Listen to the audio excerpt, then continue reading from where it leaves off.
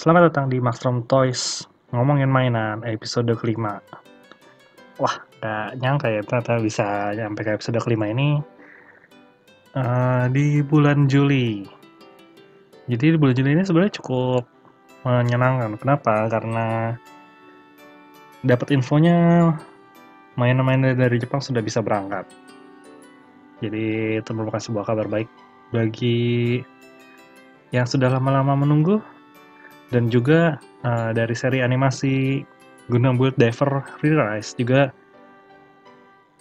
akan mulai melanjutkan tayangannya tanggal 9 Juli ini. Oke, kita akan masuk ke mainan-mainan yang akan rilis karena nggak banyak info mainan baru, jadi kita akan bahas beberapa yang akan rilis di bulan Juli ini. Oke, yang pertama kita ada dari Figure Standar Kamen Rider Den-O.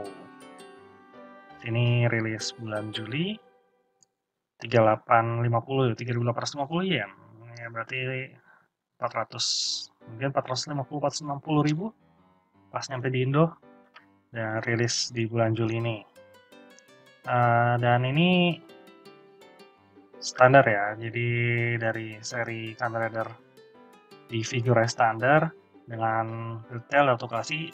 Cuman ini cukup berbeda karena kita dapat dua form. Jadi dapat blank formnya dan sword form. Nah, jadi ya sebenarnya Den-O simple sih karena hanya beda armor doang gitu. Dan bisa kita kasih lihat contoh hasil jadinya, blank form dan sword form. Dan dapat stand base juga. Dari artikulasi sih bisa digaya-gayain seperti di film ya. Jadi detailnya cukup bagus, artikulasi cukup bagus, dan part separation-nya juga cukup wow ya. Dan aksesoris juga oke. Nah, tinggal nunggu aja. Harusnya sih kalau ini laku keras, imajin-imajin lainnya bakal muncul sebagai pebandai karena Den-O formnya cukup banyak ya. Ada si X form, Rod form, Gun form, Wing form, dan itu mungkin nanti kayak bakal versi seperti di double ya, ada form-form lainnya. Oke, untuk itu bagi yang kolektor figures standar Kamen Rider mungkin jangan sampai kelewat. Figure standar Amplify Metal Garurumon akan rilis di bulan Juli ini 4.950 yen, nyampe Indo sekitar 600 sih, palingnya sekitar 600, 650. Mungkin ada yang mahal bisa menyentuh 700, kurang lebih harga segitu.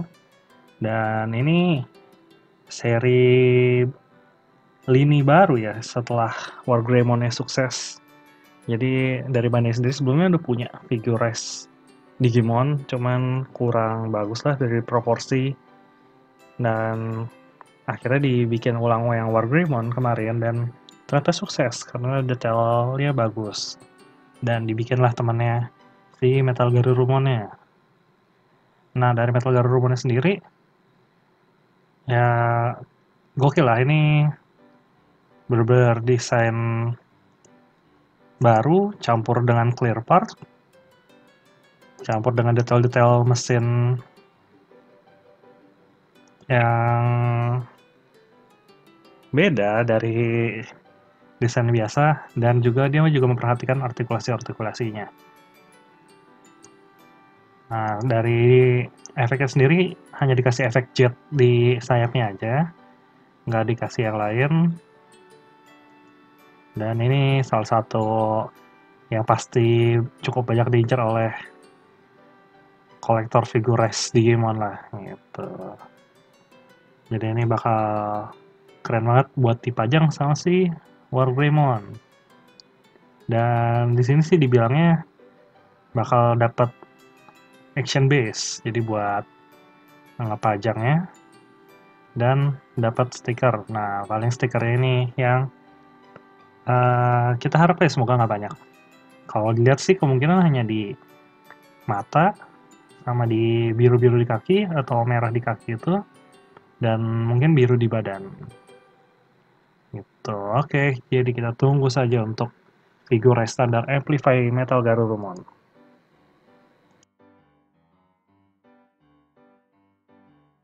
Selanjutnya ada dari SDX, No Gundam, dan Sazabi. Jadi ini cukup mengagetkan. Kok tiba-tiba Bandai ngeluarin SDX standar lagi? Bagi yang mungkin baru ikutan di dalam dunia SD Gundam, SDX itu versi sebelum SDCS ya. Jadi dia masih belum ada frame-nya. Dan itu masih seri lama banget. Enggak lama banget juga sih. Masih beberapa tahun yang lalu. Dan nggak banyak artikulasi seperti SDCS. Nggak detail seperti SDCS.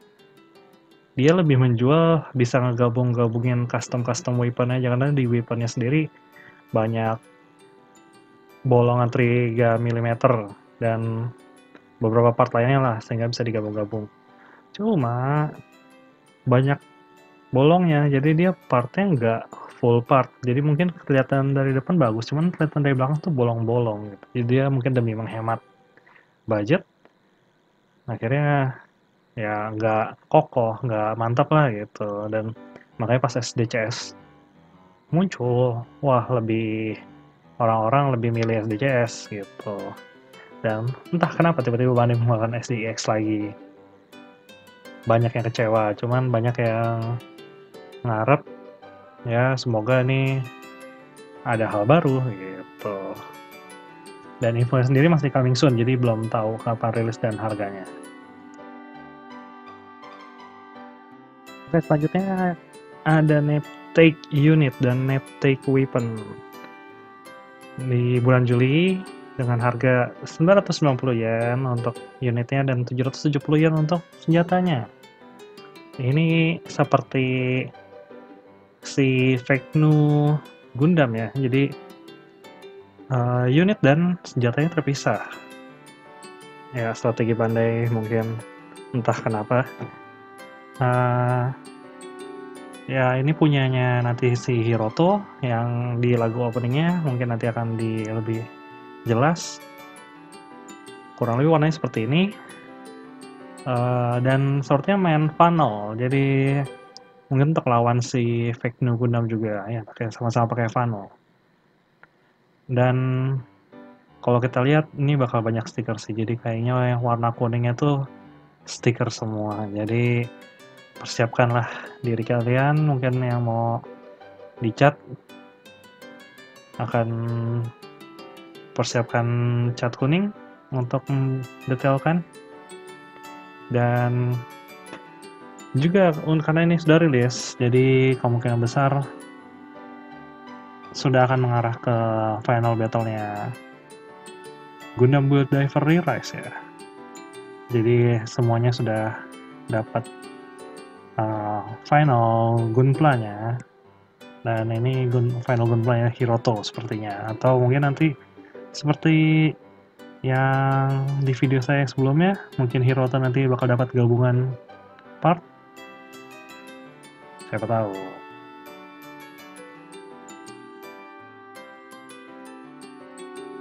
Oke, untuk yang terakhir ada